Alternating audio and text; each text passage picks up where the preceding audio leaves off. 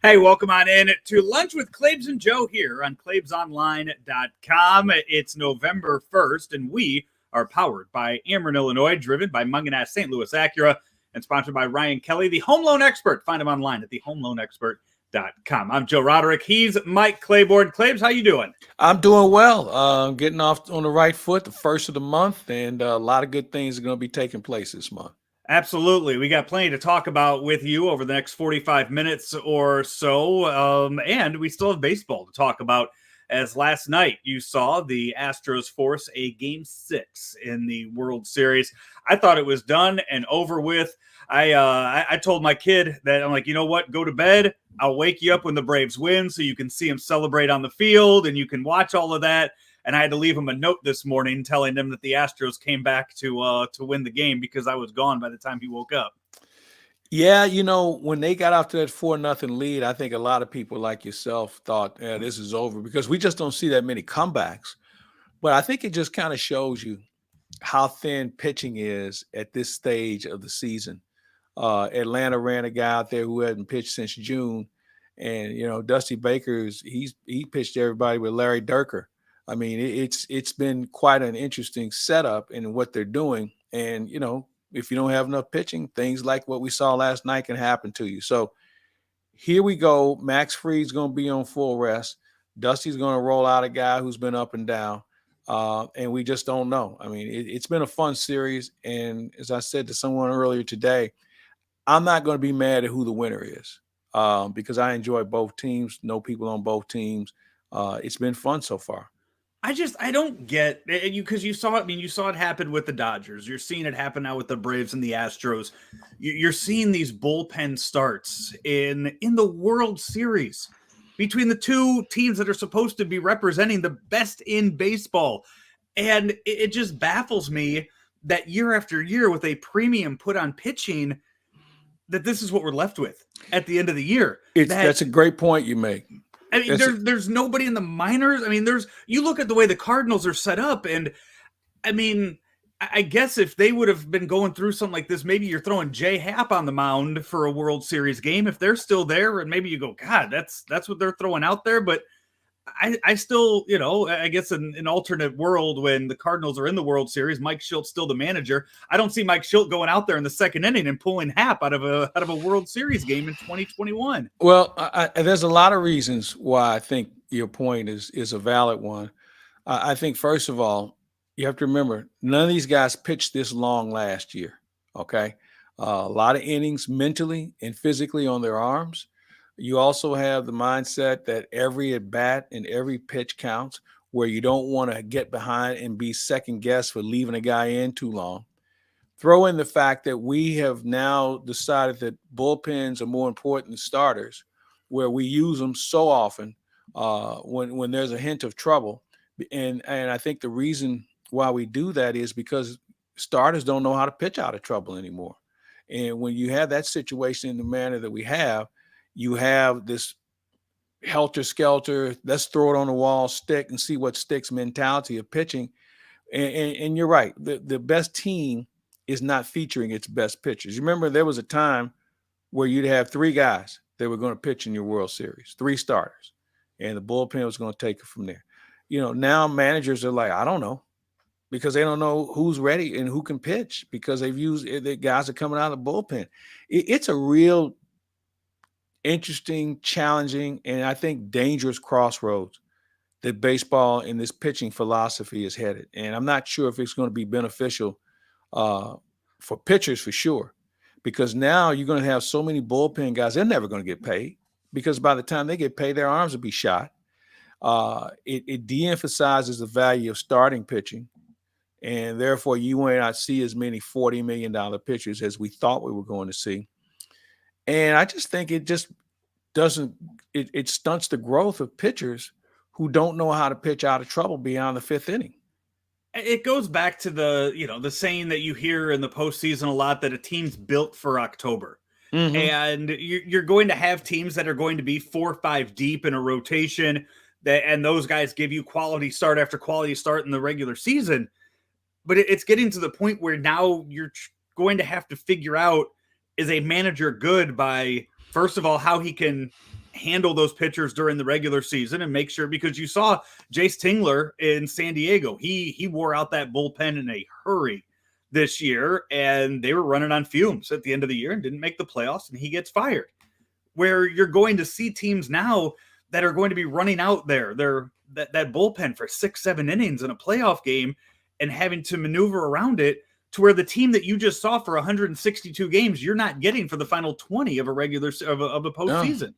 Well, it's almost like when September call-ups used to take place, and you'd add 8 or 9 guys to your bench, and you'd say, well, wait a minute, where'd these guys come from? This isn't the same team that's been battling all the way up until September 1st.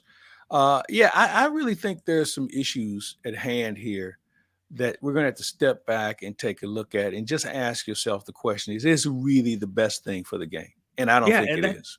There's just no way. I don't think it's fair to GMs and managers now to determine if they're good or not. If you're running a completely different team out there in the postseason, I mean, it really does seem like once you get to the postseason, it's all luck. You're right.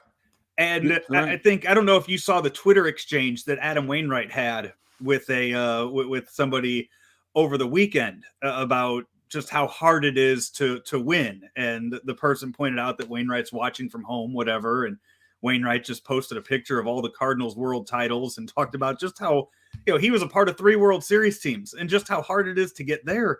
It seems like right now it's more luck of the draw when you get there. Because if you're not just sweeping a series and you have a dominant offense that's just running through somebody, it really is just kind of a coin flip on how that bullpen's going to go that night. I couldn't agree with you more. And again, they use bullpens so much. You have to, and then you don't really have a reserve, because remember, your minor league season's over. And just like we talked about the young man who pitched last night, who started for Atlanta, sitting in a hotel room watching the game when Charlie Morton got hurt. I mean, it's something that's not right about this. And I don't know how you fix it, but it's something that's not right, where your best players or your best pitchers aren't really having the opportunities to be considered the best or dominant in the most pivotal series of their careers. You have as you mentioned earlier, you have Max Fried on full rest going against Luis Garcia, who has not had a great postseason. He's going on 3 days rest. Yeah, he and then I guess I mean it's going to be kind of get through the first few outs and then all hands on deck again. I guess for the next 2 days, you're just trying to both managers just trying to figure out how to get to 27 outs. I agree. It's been disjointed. Let's just put it that way. It's not what I think we thought we were going to see. I commend the managers for working with what they have, and maybe we'll get this thing decided by Wednesday night. So somebody is, you just know without a doubt, some writer is going to put an article or a column out there about momentum, and now how the Astros have all of the momentum because they won on Sunday night. And the next game is 48 hours later in a different city on Tuesday night. What are your thoughts on momentum in the postseason? Well, I think there's something to it. When you can take the series back to your ballpark, and I thought we saw it in 2011 with the Cardinals in Texas. I've seen it before. There is some momentum. But the thing is, you got to capitalize off of it. And I go back to when the Cardinals beat Houston and brought the deciding game back to St. Louis. Or it was a similar situation. I think it was a game 6. The Brad Lidge game. Is that what you're right. Exactly. Brad Lidge game. Yeah, exactly. And Houston came back here and still won. Mm-hmm. So, you still have to play. It would behoove you to score first and often. But a lot of things still have to take place. And I think Atlanta last night saw it firsthand.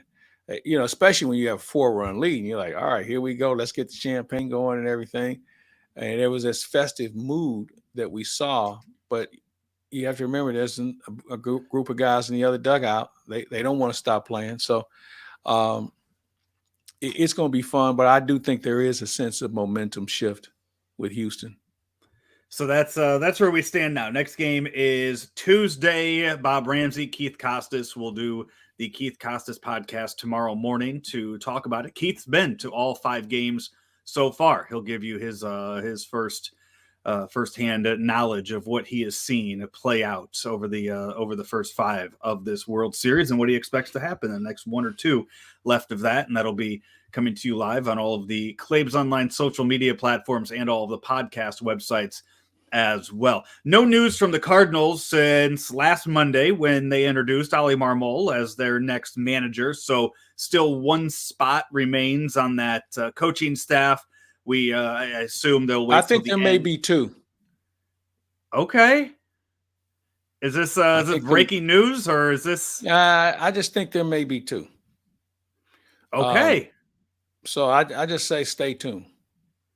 All right. There's a little teaser for you on that. You've caught me off guard. Now you have my mind going over who it's going to be, and I'm not going to find out for another half an hour or so until we're done with this. So we do know that the Padres have their new manager. Bob Melvin has taken the job from Oakland down to San Diego. The A's asked for nothing in return. Bob Melvin was under contract for another year. They asked for nothing. They just said, "Okay, yeah, take him." Well, they did the same thing with Tony when he left. If the Cardinals were going to look outside the organization, that was one of the guys I had in my envelope, by the way, Bob Melvin. I thought Bob Melvin would have been a great fit had they looked outside the organization. He had experience. He knew how to manage a bullpen. He's shown that he could develop talent. Former player with great experience. He would have fit the Cardinal bill well had they looked outside the organization. And I guarantee you this, San Diego will now be a legitimate contender in their division, if not a postseason spot. So with that move being made and with the A's just letting Bob Melvin walk, it has led to some speculation that the A's are going to be having another fire sale. The future of that franchise is really up in the air, right? They don't know where they're playing. They don't know how long they're going to be playing there. They don't know who's leading them right now, though I'm going to guess Ron Washington is probably a leading contender for that A's job. Wash has got to be in the clubhouse with the lead. He coached there before. He's coached a lot of guys up, and wherever he's been, he's made those players better. Maybe Mike Shilt's involved in that. I don't know. I think Shilty obviously has options where he doesn't have to work next season, but it's one of those situations where, man, do you want to walk into a situation where you're going to have less autonomy? You don't know who's going to stay. You don't even know where you're going to be playing, as you just mentioned. So I think the Oakland job has a lot of clouds over it that makes people kind of say, I'm not sure. Then again, you don't want to take over a team that's going to be destined to lose 100 games and management doesn't want to step forward and do anything. So I just don't know if there are going to be that many other jobs available this year. And maybe that's a good thing if you're Mike Schilt. Sit it out and just wait. If there's a fire sale, have you gone and looked at that A's roster yet at who the Cardinals could possibly pick off? Well, that's a good question. I think I'd look at their pitching more than anything else because last check, we got a pretty good third baseman over here and a pretty good first baseman, and those are their 2 cornerstone players. When you look at their roster, they've always found a way to develop some reasonable pitching. And so I was certainly looking at that area with regard to bolstering the Cardinals' rotation and certainly their bullpen. Other than that, I'd have to probably step back a little bit more and take a longer look and see if there's somebody else that jumps out at me. You see, you say that, you talk about the cornerstones on the field right now, but the one name that jumps out at me is Matt Olson, who is a Gold Glove finalist over there at first base, and as Paul Goldschmidt is in the National League, but he's a left-handed bat. Paul Goldschmidt is getting up there in age for a baseball player. What would be the worst thing about adding a DH, having a left-handed guy there, a bat in the order, that you can, spell both of them and give them each 81 games at first base? It's a good question. Both those guys want to play in the field every day, though. And that's something I think you'd have to really be careful in how you juggle that. I don't think either one wants to volunteer to be a DH. I think they enjoy playing. So that might be a little bit more of a harder deal to work. And I'm not sure what Olson's contractual situation is, because the first thing somebody's going to say to him is, hey, you can come here and play every day at first base. So that would be something I'd be a little leery about. And I think it would have to have a lot to do with his contractual situation more than anything else at this point. We will we'll find out more when the World Series ends, as long as, I mean, it's 12:15 right now and the Cardinals haven't called any kind of press conference for today. So with the next 2 days having games, it seems you like won't hear we'll be waiting. You won't hear from anything from the Cardinals until perhaps the end of the week. Yeah, so we'll find out if they have already filled that bench position, or as Claibs just teased, possible 2 openings on that coaching staff. That's it for the baseball news for us today. As I mentioned, Keith Costas and Bob Ramsey will have their show tomorrow, the Keith Costas podcast, last one of the postseason before we get into hot stove talk. Bob Ramsey and I later on this afternoon, early evening, we'll have our daily card show for you right here on Claibs Online as well. We take a break. When we come back, talking a little football right here on Lunch with Claibs and Joe, powered by Ameren, Illinois, driven by Munganess St. Louis Acura, and sponsored by this guy, Ryan Kelly. You know, the only thing faster than this supersonic golf cart are the closing times at thehomeloanexpert.com. Mortgage rates are in the 2s, and we have a 21-day closing guarantee. Apply online today at thehomeloanexpert.com. Welcome back into Lunch with Claibs and Joe here on claibsonline.com. Claibs, football, I got to start NFL because we can bore people with more Mizzou talk and you know, the gloom and doom that's going to be their next game against Georgia. We'll get to that in a bit. We'll talk about that in a bit. But the NFL this past weekend, not only has it been more confusing over who the best team or teams in the NFL are after this week, but now there's been some injuries, and that has shaken up stuff even more. I think the one that's going to affect a team more than any, and one that's going to affect fantasy owners more than any, is the Derrick Henry news, as it looks like he has broken a bone in his foot. And the NFL's best running back for the last several years, and this year too, it looks like he might be out for the rest of the year, which now has started to churn some of those trade rumors as to who could possibly be filling his role down there in Nashville. It's a devastating loss for Tennessee, and certainly the game, because it's a foot injury, and this is a guy who's carrying a lot on those 2 feet. So I don't see him coming back this year. I've heard Adrian Peterson's getting worked out today. Yep. I've heard about some other guys that are not what I would call, you know, earth-shattering backs. And I always remind people that you're at home at this time of the year because most people didn't think you can make a contribution to the current roster. So I don't know what they do. It's a tough call. If there's one advantage, is their offensive line's pretty good. All right. So they'll give a Peterson a chance, but they've got to have a running game, because as good as their passing game can be, it's just too easy to double on those receivers, and all of a sudden you got some real problems as far as moving the football. So that injury is devastating. Jameis Winston is down. We've seen a few other guys that have found themselves hurt, and that's what the league brings. And, you know, you win the Super Bowl because you are not the best team, maybe the most fit team at that time of the year, because the way the cap works and the way there's, in my opinion, limited talent, you know, that first wave of players can make or break your season. And if you don't have ample substitutes who can buy you some time, it just all of a sudden becomes a situation of where you're going to pick next year in the draft. So you mentioned Adrian Peterson. He is. It's already been reported by a few different outlets that he's going to be working out for the Titans this week.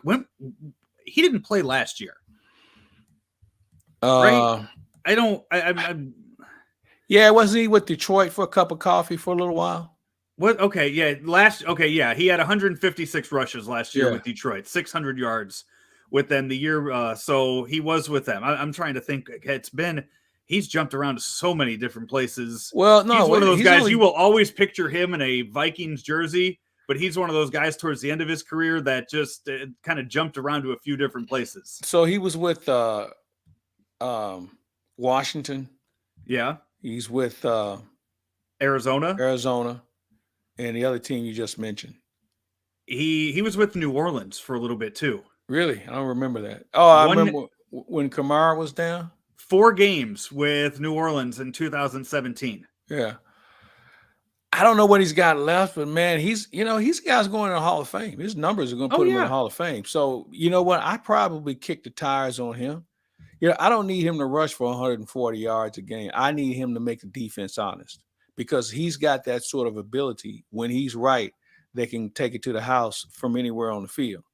And if he can still make you miss like he used to, then that even makes him even more interesting to look at. And as I mentioned, with the offensive line that Tennessee has, maybe there's some synergy there. Another name that you have on the list, another guy. So Adrian Peterson is older than me by a month. A guy that's older than me by 2 years that's also out there is Frank Gore, who could possibly be a name. I just want to see Frank Gore play another year after this year, just so he can play maybe on the same team as his son. Because I don't think that's ever happened in NFL history. You've never had a father-son duo in the NFL, right? I can't recall one. That's hard to do. We might get it in basketball with LeBron and his son here in a couple of years. We've had it in baseball. We've had it in hockey. And that's near impossible to do in the NFL unless your dad's a punter. I mean, that's I like, Frank Gore, first of all, Frank Gore, if you go back to his history, he had ACL on both knees. All right. This guy was a medical risk when coming out of college, and he has put together an incredible career. And guys like that, you don't really worry about their being in shape and conditioning. They always take good care of themselves. So if he's in the right offense, where you can get a look at the formation and get a look at the defense, he might be able to still help you. Again, he's not a guy that's going to give you 140, but if he can give you 85 to 90, that's going to keep the defense reasonably honest. And if he can catch the ball out of the backfield. So we'll see. This will be an interesting week of workouts. I bet there are a lot of teams bringing in people right now to work them out, to put them on file in the event that they have someone go down. Yeah, Todd Gurley is another name that's out there too. That would make sense. But his knee is shot. Yeah, I was going to say I don't know if he can pass a physical season. See, I think the question with Gurley is, could he pass a physical? Right. The other guys, it's just a matter of if their skill level is still up. Yeah. So I just say stay tuned. We'll have some new faces in play by Wednesday. The Jameis Winston injury, that's he was playing good football, and the Saints still ended up winning that game yesterday. As you look at options that are out there, and immediately it came out that they weren't going to bring Cam Newton in. Cam Newton has cost himself so many job opportunities, all because he won't get vaccinated. Well, that's the life we live now. Now it's my understanding that he did get vaccinated. I haven't seen that yet. I thought he did get vaccinated. I could be wrong, but I thought he did. But, when you look at the talent pool of quarterbacks, you say there's not much out there. And then you look at 2 guys who we never heard of come in and win games yesterday, or be on winning teams of games yesterday. And the guy with the Jets, and certainly the guy with the Cowboys, Cooper Rush. So I don't know. Maybe it's the fact that if a guy can grasp a system and don't lose a game, I think it also says a lot about how guys can adjust. Hey, you know what? Shorten the playbook. Give him a dozen plays to use that he's comfortable with. Make sure he can make the throws, and then just take your chances. Yeah. So our games this week, that Saints Buccaneers game was one of the 5 games that we had on our pick'em this week. We also went with the Thursday night game, which I figured was going to be the best game of the week between the Packers and the Cardinals, and it lived up to all the hype. We went with the Michigan State game as the only college game on our schedule this week. We also went with the Sunday night game, Cowboys and Vikings. And then just because I wanted to be kind of a dick and thought it would be funny, I went with the Lions and the Eagles game on there on there too, to make us have to pick between those. And Claibs, we had a terrible week. We all had a terrible week. Howard Richards is the only one of the 7 of us that had a winning record, going 3-2. So wow. Well, you know what? I think I'm going to turn it up a notch now. I've let you guys have some fun. I think I'm going to turn it up a notch on these games. So it's about to be on. Is it? Because I pick, so I go about these games. I try to pick, ones with the smallest spreads, whatever I think the best games of the week are going to be.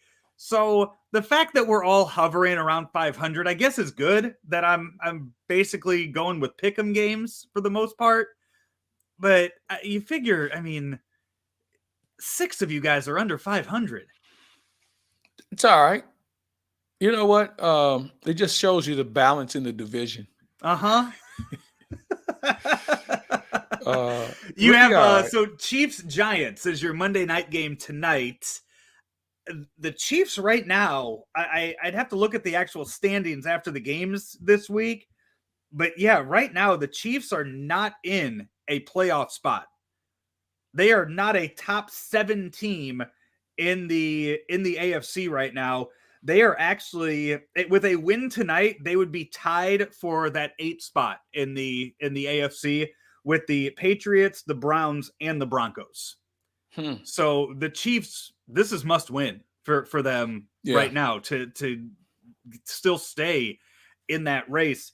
Can you definitively pick right now who the best team is in each conference?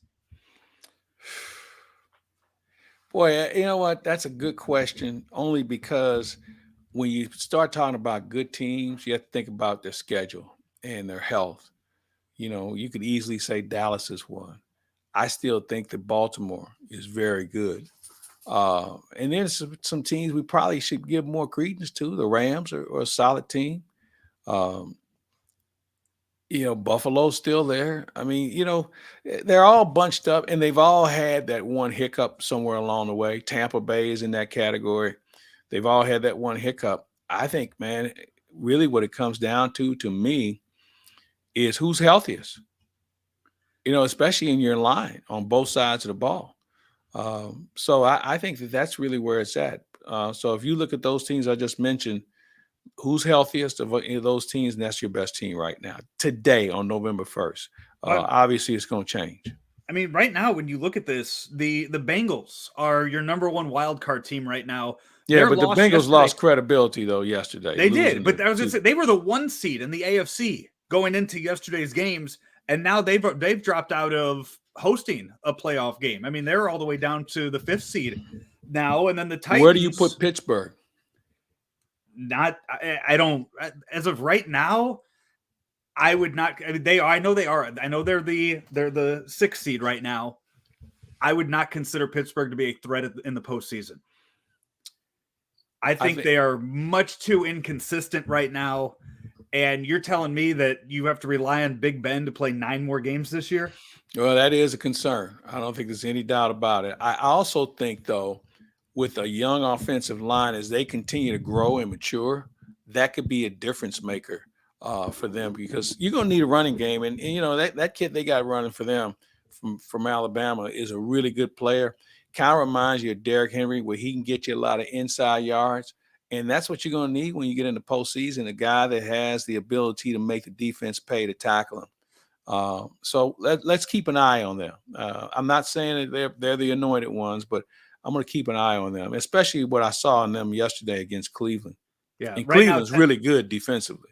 They are, and right now Cleveland's on the outside looking in. Tennessee, the 1 seed in the AFC, we just talked about it. They lost Derrick Henry. I don't know how it's going to be about 2 or 3 weeks before you can decide if you need to take them seriously anymore too. So there are a lot of questions in both sides too. The NFC, you got 4 teams right now with only 1 loss in the NFC. Let me ask you this.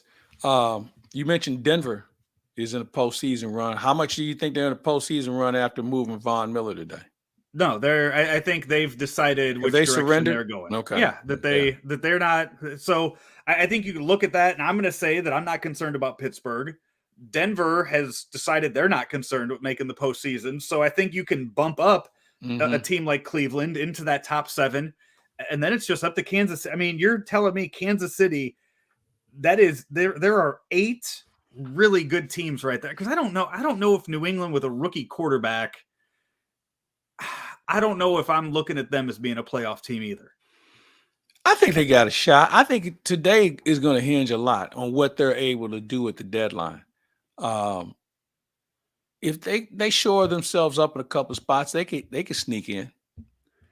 Yeah, I'm just as I look through here. Yeah, it's as confusing as anything right now with who the best team in the NFL is. We will find out who the College Football Playoff Committee thinks is the best team as later on today they will come out with their first rankings of the 2021 season for this year's playoff. Who do you Georgia. like? It's Georgia. Okay, Georgia, and who else? That's where, I mean, Michigan State winning on Saturday, I think. Yeah, but they beat Michigan. Okay, Michigan's always been a fraud here recently. You can't, but So they were both undefeated going into the game. True. So that's true. You can't call. I don't think you can say that they're. So here's 2 of my other teams, Cincinnati and Alabama, which means I have room for Michigan State.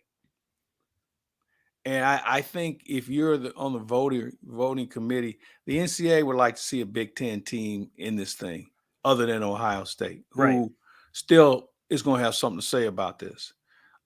Is there a West Coast team that is viable? I don't think so, but they're going to leave the door open for them. I just don't know if that's going to fly. But those 4 teams that you and I just mentioned are credible to me. They all have interesting resumes. So you're putting Alabama in over an undefeated Oklahoma. That's a tough one. I think this is where the committee. I can do that for this reason. Alabama's going to have to play Georgia in the SEC Conference Championship game, and that's going to decide their fate. Oklahoma will be in the Big 12 championship game, and I don't know who they'd face, but whoever it is going to have a problem. So we say that now, and they both can decide their own fate as far as who actually gets in. See, being ranked today or tomorrow really doesn't make a big difference other than kind of setting the table. It also gives teams who are outside looking in an opportunity to see what they need to do. So because Oklahoma and Alabama can decide their fates along with Michigan State with the conference championship. I think the committee, what they do sometimes is they will set up those rankings to kind of say, hey, you know what, you can play your way in, or hey, if you beat that team, we'll flip you with that. So I think you could easily see Alabama be put at that 6th or 5th spot and say, you know what, hey, you went out, 1 loss, you'll get in, but for right now, we need to put some of these undefeated teams in there. That's a fair assessment. That's a fair. I can go along with that. I just think maybe because I'm just so used to seeing Alabama and their skill level, their players are still better than most. Yeah. Is why I still keep them in it. But you know what? If you want to put them on the outside looking in, here's what I'm going to predict. Every team they play from this point on is going to get a real thrashing as far as running up the score. I think Alabama wants to send a message that when they face Georgia, we know you have a good defense, but you haven't seen an offense like what we're going to show you. Yeah, I hope that we just get continued chaos with teams with 1 or no losses just to keep pushing that narrative forward that we need a 6 or 8 team playoff in college football because 4 teams just won't cut it. Yeah, I agree. But here's the thing that comes into play. If you expand it by 2 more, then aren't you talking about a 17-game season like we have in the NFL?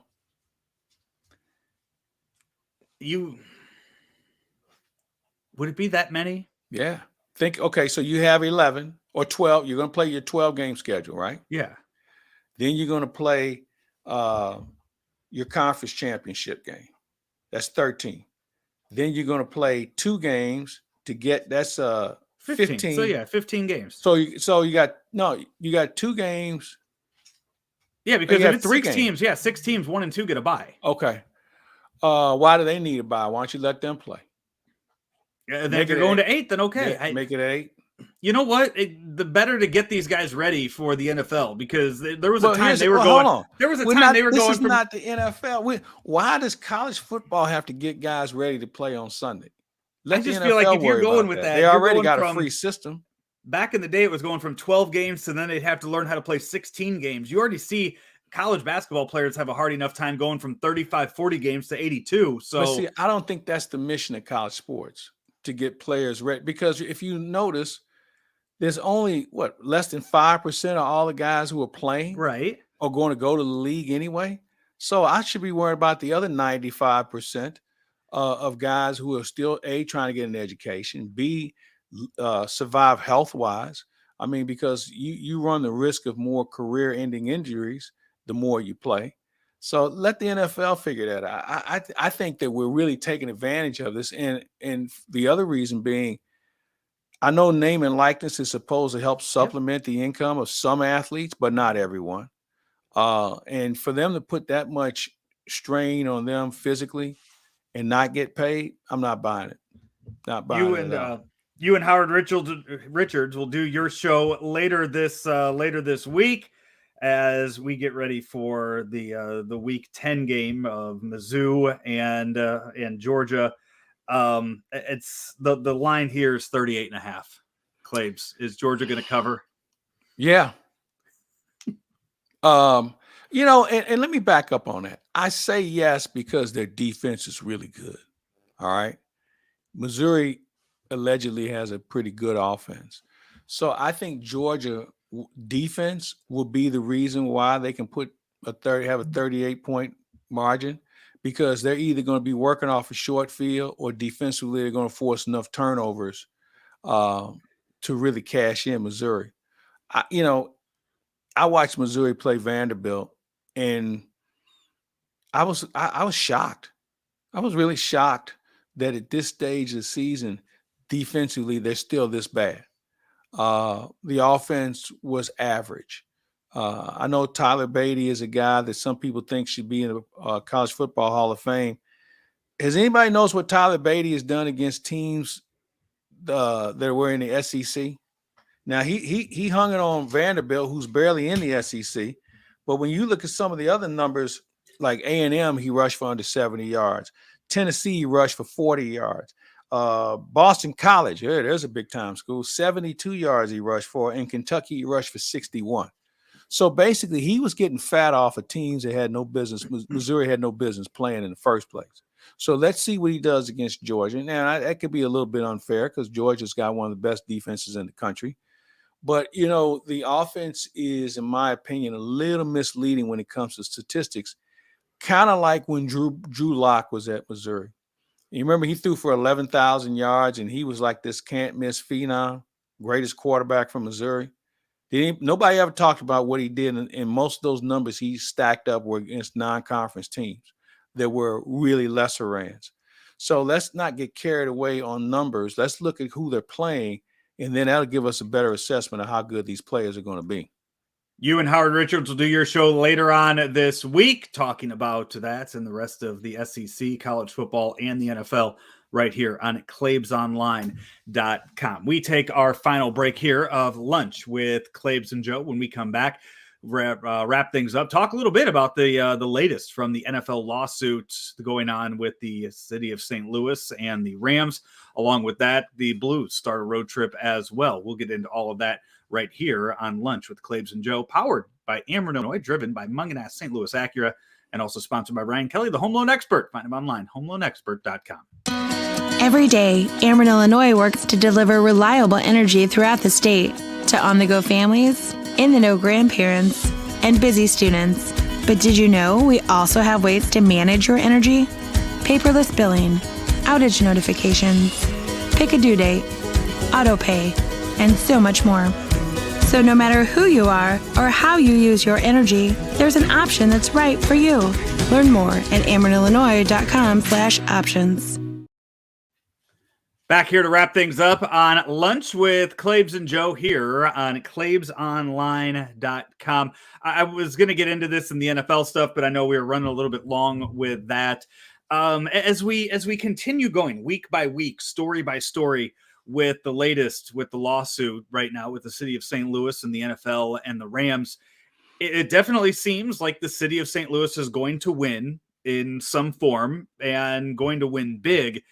It just seems right now it's a matter of what winning means, what the end result is with a win, how much money it is, or the hot rumor that's going around now being the fact that maybe an NFL team comes of this. What are your thoughts on the latest? Well, I'm not as gung-ho about winning as some are, because I don't think we know all the facts, or we don't know how it's being presented from a Rams standpoint and what their argument actually is. Obviously, they've lost some motions early, but obviously, if they thought that they could win or couldn't win, they would have settled by now, and they still might. But they've tried. I mean, reports have said they've tried to settle, and the city has said, no, we're good. We don't want to settle. All right. So I guess the question is, what do you want in return? And we love to increase the ante to this. Now that we're in the billions, I just don't know what's feasible. And I know some say, well, we want a team. And I think you and I have talked about the fact, okay, you want a team, you need a stadium. You need a stadium, you need an owner. Need an owner. I mean, there's a lot of things that still have to come into place. And obviously, whoever that owner is going to be, I don't think he's going to be from St. Louis, but whoever that owner is, he has obviously signed something that says that the Rams or the St. Louis franchise will be here forever. I mean, there's a lot of other wrangling that has to take place before we can get to talking about getting a team in compensation. The other element that goes into this is maybe it's maybe it's money. How's that money allocated? To who, when, and how is it paid out? I mean, there's so many things that go into it that I think we shouldn't count our chickens before they're hatched, is what I'm saying. I live over in Illinois, so the city of St. Louis getting money doesn't do a thing for me. I'm not going to see any of it. Maybe it'll be put into stuff that I'll get to enjoy over there in St. Louis. But I mean, the way that money's been spent over there, where you are, Claibs, they would just turn the Metrolink into a giant trolley with $10 billion. I mean, they would find a way to really get rid of that money in a hurry. That you know what? And I'm laughing with you because I think we all see how this whole thing can be messed up. And but here's the other thing that goes into this. We don't know who's making that decision. We don't, and I guess until it's been determined who makes the decision and what gives them the right to make the decision and how the money is allocated, I just think, again, there's just too many open-ended questions that we don't have answers for yet. It's, now we know that Stan Kroenke is going to have to take the stand again. He's going to have another deposition on camera, I guess, they're going to film it from what I understand, in light of whatever's come out. Because John Gruden has also come forth and said he's going to sue the NFL for the emails that were leaked of him. It seems like the NFL, Roger Goodell is just keeps figuring out ways to keep burying himself more and more. It seems. Well, he's made $126 million over the last 2 years. Do you really think he cares? No, at this point, why wouldn't he just step away from everything and just go back into his nice basement that we saw him do the draft from that one year? It seems like that's a nice place to hang out. Just go there. You got the money for life. You're good. Here's something else you ought to take into account with Gruden. And I kind of see where he's going with this. There was 650,000 emails, okay? And his were the only ones that were published, and his were the only ones where they deemed inappropriate. Who's kidding who here? 650,000 and nobody else said anything that was a line crosser. Come on. It's the National Football League. They have a tradition of stepping on landmines, as we're watching firsthand with the Kroenke Rams situation with St. Louis. Yeah, he's got a point. I mean, something has to come out, and the fact that nothing has happened to Dan Snyder, that he's being protected in all of this, just it shows you. You see who's writing those checks. That $126 million. You know who's paying that to Roger Goodell. It's the owners that are paying him, and he's doing his job and protecting them. Yep, through all of right. this. Hey, before we get out of here, the Blues start a West Coast road trip this week. What is it? Kings, Ducks, Sharks, and Jets, I think, before they are home late next week.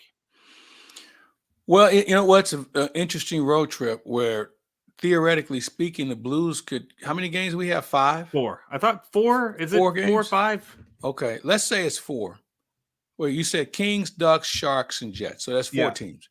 Unless I missed one, yeah. They realistically can come back with 7 points because none of those teams are very good. Now, the Kings gave the Blues a little bit more of a run for their money than the last time they faced them.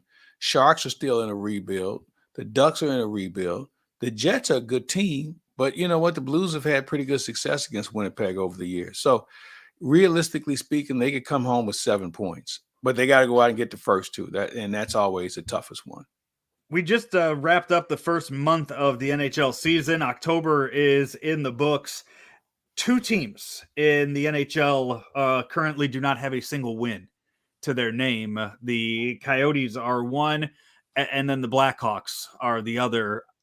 With everything going on with the Blackhawks right now, what does the future look like for that franchise? A little bleak.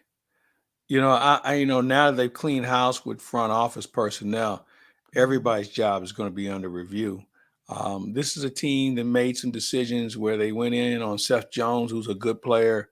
Marc-Andre Fleury is still a good player. Taves and Kane are there. I mean, they've got some talent, but it's just not working right now. And I think they're not far away from saying we just got to work harder. They gave the Blues a pretty good run for their money on Saturday night. But, it's a little things that they're still short on. And how you fix it without this thing spiraling out of control is really a real challenge.